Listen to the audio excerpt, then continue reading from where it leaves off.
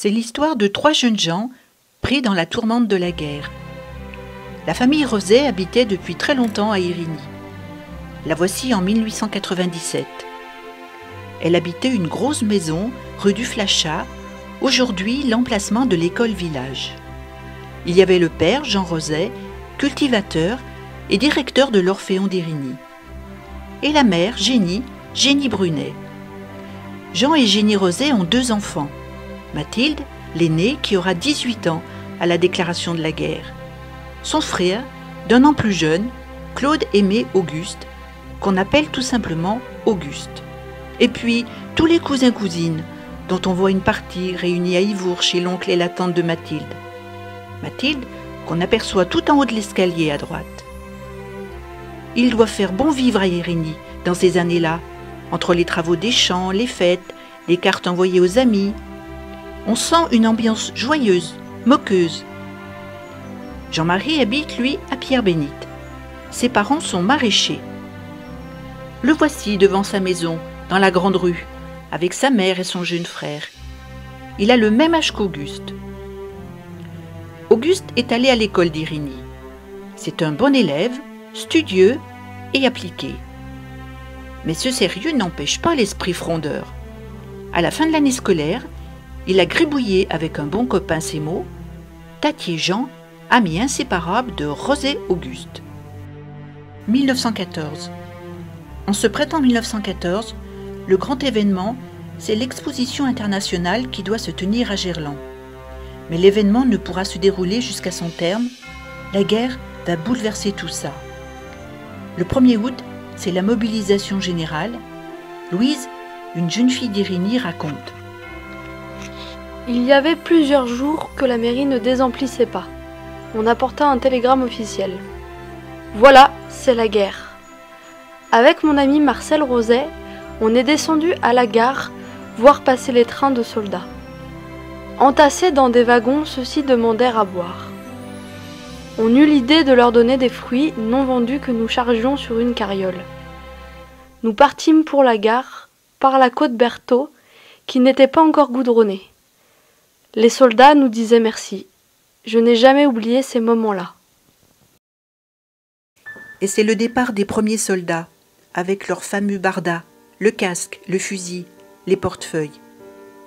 Et voilà déjà le premier mort de la commune, 3 semaines à peine après le début de la guerre. Alexandre Delan, disparu le 19 août 1914 en Alsace. Le cousin Claude d'Ivour est parti dans la Marne et envoie cette carte postale d'une ferme, est-il écrit, ravagée par les Boches. Les Français gagnent la bataille de la Marne, début septembre. Claude Mousset, un autre cousin plus âgé d'Oulin, est lui parti en Champagne, près de Reims. Le 19 septembre, un obus allemand tombe sur la cathédrale, embrase la charpente. Cet acte aura un immense retentissement dans la population. Le 24 décembre, le cousin Claude d'Ivour envoie une carte de Soissons avec ces mots « Souvenir de campagne, tout va bien ». Oh non, tout ne va pas bien. La famille Roset pleure son premier mort, Joseph, le cousin de Mathilde et d'Auguste, décédé le lendemain de Noël, en Belgique. Il avait 20 ans. La guerre n'a commencé que depuis 5 mois et on compte déjà 13 morts parmi les soldats de la commune. 1915. Ils risquent la mort, mais les Français veulent encourager leurs jeunes soldats. Les cartes postales envoyées évoquent toutes cet élan patriotique.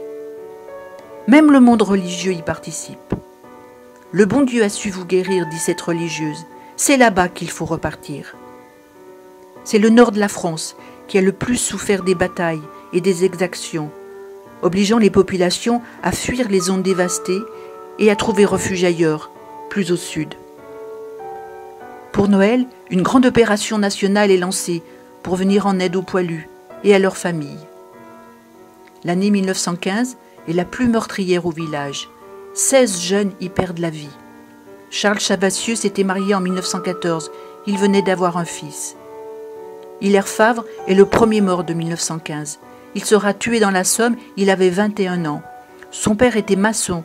Il lui fera construire un des plus importants caveaux du cimetière d'Irigny, avec la croix de guerre gravée sur le fronton. 1916. Auguste et Jean-Marie viennent d'avoir 18 ans. Ils sont affectés tous les deux au 4e régiment du génie à Grenoble. Auguste écrit à sa sœur. Voici la vue prise à l'entrée de la caserne. Nous sommes à droite avec de chics copains. On est habillés grosso modo. Après la caserne, les jeunes gens vont aller loger sous la tente, au camp de Poisat. Très vite, des liens d'amitié très forts se tissent qui vont donner naissance à la fine équipe. On aperçoit au dernier rang Jean-Marie. Il s'appuie sur l'épaule d'Auguste. Ils vont devenir les meilleurs amis. Et un jour, Mathilde, en rendant visite à son frère, fait la connaissance de Jean-Marie. C'est le coup de foudre. Au dos d'une carte, Auguste explique leur travail. Voici l'endroit où nous faisons les exercices de pontage. Ces rouleaux servent pour sortir les bateaux de l'eau pour la réparation. Jean Tatier, le copain de l'école, envoie la photo de son régiment à son copain Auguste. Devine où je me trouve ? Pour plus de précaution, il a quand même mis une croix. Automne 1916.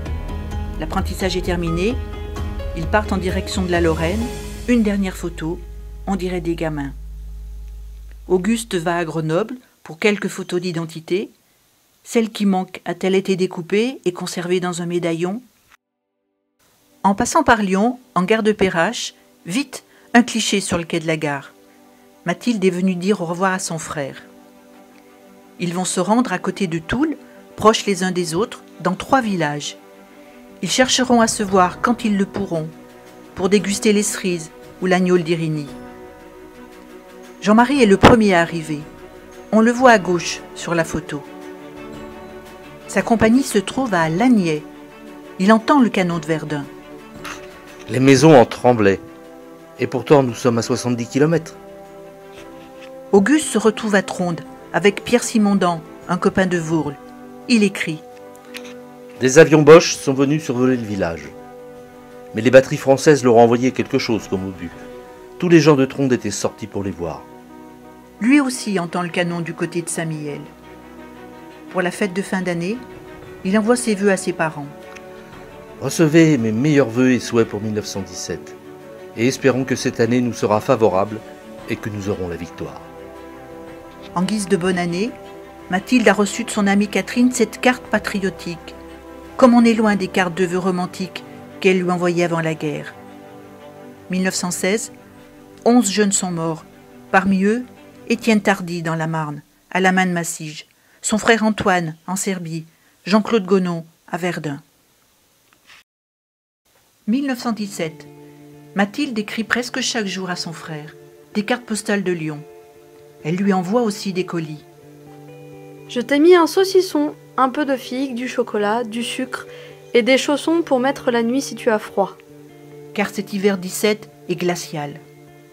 De Lagnier, Jean-Marie écrit. Au front, tout est gelé. Il faut une demi-journée pour dégeler le pinard et il faut scier et chauffer le pain pour pouvoir le manger. Du reste, il faudrait que tout soit gelé. Ce serait bien le seul moyen de finir la guerre. Lorsqu'il n'y aura plus rien à manger, il faudra bien s'arrêter. Au printemps, Mathilde retourne à Lyon, vendre ses légumes au marché du quai Saint-Antoine. Elle monte parfois à Fourvière pour prier. Elle évoque à son frère les jeunes tués à la guerre. Émile Mante est mort à Salonique, on lui a coupé les 2 jambes. Et puis, il y a Pierre Amiet, on pensait qu'il était blessé.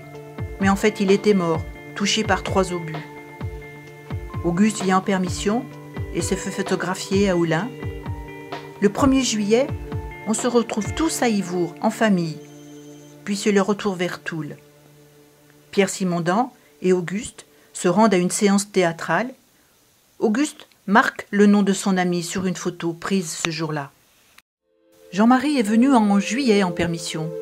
Il a retrouvé Mathilde et est venu manger chez elle, à Irigny. J'ai même dévalisé son poulailler. Et puis il est retourné rejoindre sa compagnie. Il est maintenant à Bouc. Il est devenu cuistot. Il pose dans une rue du village, à gauche, le journal à la main. À l'automne, les amis sont séparés. Auguste et Pierre partent au 3e régiment du génie, Jean-Marie au 6e. L'angoisse commence à l'étreindre. Il a assisté à la destruction de Zeppelin. Dans le journal, On voit le commandant allemand, mort au premier plan. Les aviateurs français qui ont abattu l'engin posent en vainqueurs. La tristesse envahit Jean-Marie. Il écrit « Il y a vraiment des moments où nous perdons tout espoir. On voit l'ombre de la mort nous effleurer. Ô cruelle guerre, quand finira-t-elle ?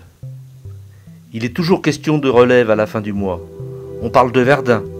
S'il en est ainsi, j'en frémis d'avance. » Dernière lettre, fin novembre. On vient d'apprendre à l'instant qu'on part demain. Je croyais pouvoir voir Auguste. Il n'aura pas le temps de venir. 1917. 11 morts au village. Charles Bruno est mort en Grèce. Louis Rivière avait 24 ans et une petite fille de 3 ans. Joseph Huguenet était de la même classe qu'Auguste. Il est mort dans l'Aisne à 19 ans. 1918. Jean-Marie a été victime d'un choc psychologique et il est hospitalisé à Lyon. Au printemps, Pierre Simondon et Auguste quittent Nancy et vont aller au nord de Paris barrer la route aux Allemands qui se rapprochent dangereusement de la capitale. Il faut gagner la guerre coûte que coûte. Mathilde a acheté des cartes pour voir l'endroit où part son frère. Il est sur le front, la petite ligne bleue. Elle a souligné les villages où il se trouve. Aubevilliers, Inval, Grivennes. Et c'est le premier mort parmi les amis. Pierre Simondon est décédé le 21 avril 1918. Auguste était à côté de lui. Il le croyait juste blessé. Une deuxième mort va bouleverser bien des gens. Celle de Jean Tatier. Il était clairon. Il est tué à son poste d'observation le 23 juillet 1918, la tête et les jambes arrachées. Il avait 21 ans. Mathilde est inquiète. Elle écrit à Jean-Marie, qui est encore à l'hôpital. J'espère que tu m'excuseras avec ta bonté habituelle de ne pas t'avoir écrit plus tôt car j'attendais d'avoir des nouvelles d'Auguste. Eh bien mon cher ami, rien, toujours rien en vain nous attendons des nouvelles. J'ai bien peur que mes craintes se réalisent. Et malheureusement, ces craintes se sont réalisées. Auguste est tué à l'attaque d'un village, le 23 juillet 1918, le même jour que Jean Tatier, à 80 km de distance. Il recevra la médaille militaire, sera cité à l'ordre de l'armée. Sapeur, brave, courageux et plein d'entrain, a montré pendant l'attaque d'un village l'exemple d'un absolu mépris du danger. Exaltant par son entrain le moral de ses camarades, a été tué en arrivant à l'objectif, a été cité. Des mots qui semblent si dérisoires face au chagrin. Mais les deuils ne s'arrêtent pas. Le 1er août, on apprend la mort de Louis Roset, 8 jours après son cousin Auguste. Il est mort dans l'ambulance après avoir été blessé. Il avait reçu la croix de guerre. Il avait 22 ans. Le 11 novembre 1918, l'armistice est signé. Marie, la sœur de Pierre Simondon, envoie une carte de Vourles à Mathilde avec ces mots. Hier, nous avons appris la signature de l'armistice. Quelle joie pour ceux qui restent. Mais hélas, il y en a trop qui ne pourront se réjouir en pensant aux manquants qui sont malheureusement bien nombreux. 1918, 14 noms pour cette dernière année de guerre. Le cousin Claude Doulin envoie la carte d'une Alsacienne à Mathilde avec ces mots. La guerre est finie, mais on ne cause tout de même pas vite de nous libérer. Aussi, le temps me dure comme jamais. Jean-Marie est sorti de l'hôpital. Il retourne dans l'Est pour rejoindre son régiment. Mais avant, il veut aller se recueillir sur la tombe d'Auguste. Le colonel de la compagnie a indiqué où il était. En 1919, il y retournera et prendra cette photo. Il reprend la route, 500 km à pied pour se rendre jusqu'en Allemagne. Il passe par Lagny, là où il était 2 ans auparavant. Mais il est seul aujourd'hui. Ses copains sont morts. Pierre, Auguste. Il ne voit que des tombes sur le chemin. Il essaye de voir s'il connaît des soldats enterrés. Tous ceux de la classe 17 qui étaient partis avec lui sont morts. Maintenant, il est en Lorraine. Les cartes postales qu'il envoie à Mathilde ont des noms de villages écrits en allemand. Les soldats attendent d'être démobilisés. Ils s'ennuient et vont souvent au café passer le temps. Jean-Marie les prend en photo ici, à Bouzonville, à l'est de Thionville. 1919. Puis Jean-Marie continue son périple et se rend en Sarre, une région de l'Allemagne occupée par l'armée française. Avec les copains, il doit surveiller la gare, contrôler les laissez-passer. Il a mis une croix à l'endroit où il monte la garde. Au mois de juin 1919, Jean-Marie vient en permission. Mathilde et lui décident de se marier. Le 28 juin, c'est la signature du traité de paix à Versailles. Sur le journal L'Illustration, on voit à l'intérieur du château Clémenceau, le président du conseil, qui salue une délégation de soldats mutilés. Il leur dit : « Vous avez souffert, mais voici votre récompense. » Dans la galerie des glaces, les représentants des pays s'apprêtent à signer ce traité, aux conditions difficiles pour l'Allemagne et qui aura de si lourdes conséquences. Le 14 juillet, c'est la fête nationale à Paris. Les armées de tous les pays ayant participé à la guerre vont défiler à travers Paris. Boulevard Montmartre, les Parisiens acclament le passage de l'armée américaine. 2 millions de personnes suivront le défilé. Mais la mort rôde au-dessus de la victoire. La veille, des dizaines de milliers de Français sont venus se recueillir pour honorer la mort d'un mari, d'un père, d'un ami. Le 31 juillet, c'est le mariage de Mathilde et de Jean-Marie.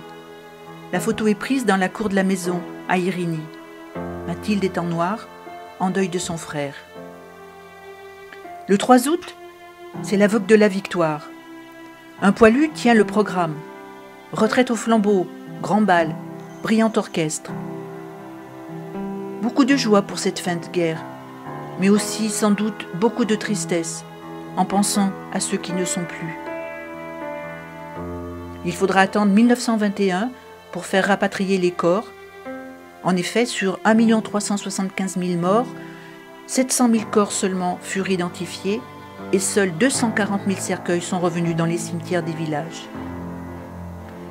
Les familles de Jean et d'Auguste purent faire revenir les dépouilles des 2 soldats. Leurs funérailles eurent lieu en février et mars 1921. Les cousins Louis et Joseph Roset ne sont pas enterrés à Irigny. Leur père ne l'a pas voulu, de peur que ce ne soit pas les corps de ses fils qui lui soient rendus. Auguste est enterré au cimetière de Taillepied avec Mathilde et Jean-Marie. Cette guerre causa de telles pertes parmi les jeunes soldats qu'après la guerre, presque toutes les communes de France érigèrent un monument en hommage à leurs morts. Pour ne pas oublier, pour se souvenir et honorer leur mémoire et leur courage chaque année, le 11 novembre.